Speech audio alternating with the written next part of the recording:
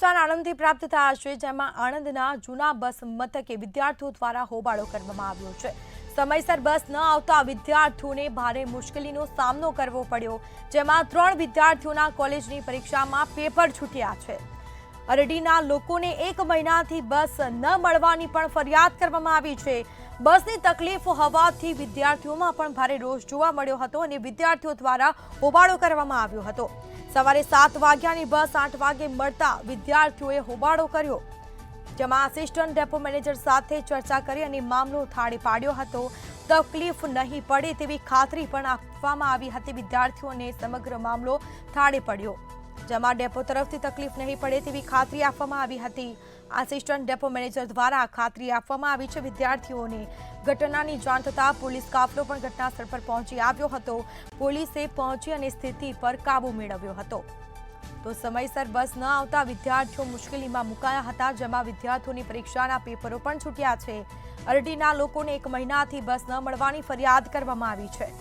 કેટલા સમયથી વિદ્યાર્થીઓને સમયસર બસ મળતી નથી, જેના કારણે વિદ્યાર્થીઓને મુશ્કેલીનો સામનો કરવાનો વારો આવ્યો છે।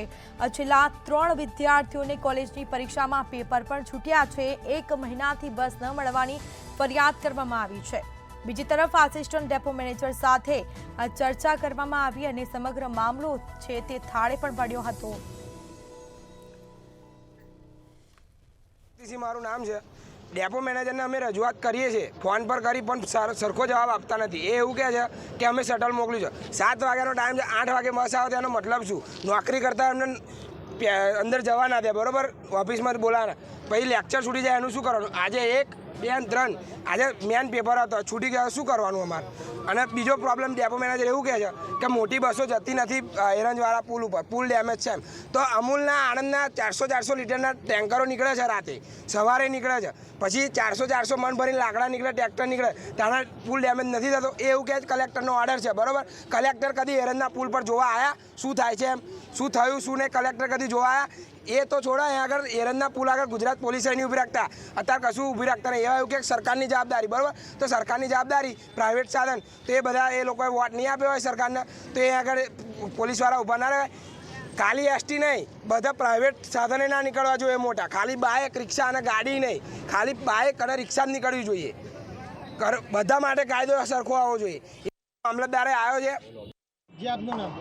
મારું નામ સિદ્ધરાજ પરેશકુમાર સોલંકી છે। અમારા અરડી ગામનો આ પ્રશ્ન છે। આજે વારંવાર આ લોકોને રજૂઆત કર્યા છતાં પણ આ લોકો મેનેજ ના કરી શકે, એ કારણથી અમારે 3 છોકરાઓના પરીક્ષાનું પેપર હતું, એ છૂટી ગયું છે। તો હવે આની જિમ્મેદારી કોણ લેશે? આ બાબતે આપણે રજૂઆત કરેલી?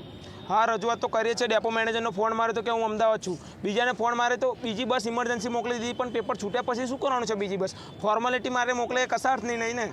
કેટલા સમયથી આ પ્રશ્ન છે? છેલ્લા ઘણા દિવસથી, છેલ્લા 1 મહિનાથી આ જ પ્રોબ્લેમ છે।